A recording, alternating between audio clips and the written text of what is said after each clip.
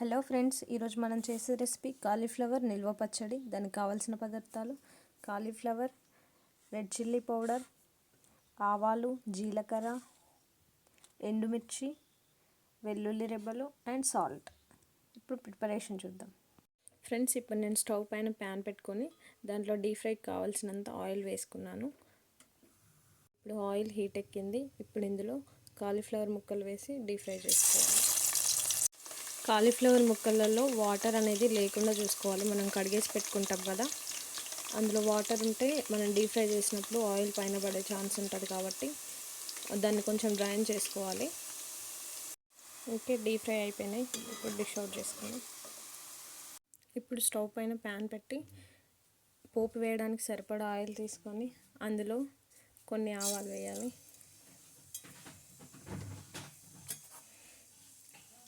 ఆవాలు వేగిపోయిన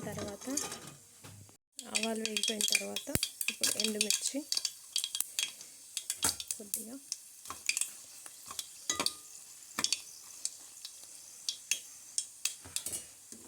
ఇప్పుడు స్టవ్ కట్టేసి ఈ ఆయిల్ కొంచెం చల్లారనివ్వాలి. ఇప్పుడు కొంచెం ఆయిల్ గోరువెచ్చగా ఉండాలి. అప్పుడు ఇందులో కొంచెం దంచిన వెల్లుల్లి వేసుకున్నాను. 2 స్పూన్లు కారపొడి వేస్తున్నా. మీ టేస్ట్కి తగ్గట్టు మీరు వేసుకోండి. మేము కొంచెం స్పైసీగా తింటాము. 1 స్పూన్ సాల్ట్ వేస్తున్నాను. ఇప్పుడు ఇందులో వేయించిన కాలీఫ్లవర్ ముక్కలు వేసేసుకుని ఇది మొత్తం కలిపేసుకోవాలండి.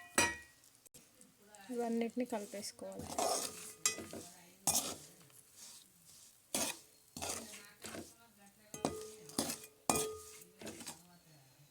కలిపేసిన తర్వాత ఇందులో ఒక చెక్క నిమ్మరసం పిండాలి. ఇది ఆప్షనల్, మీ ఇష్టం. కాలీఫ్లవర్ తినను అనుకున్న వాళ్ళైతే నిమ్మరసంతో తీసుకుంటే కొంచెం టేస్టీగా అనిపిస్తుంది, సో తినేస్తారు.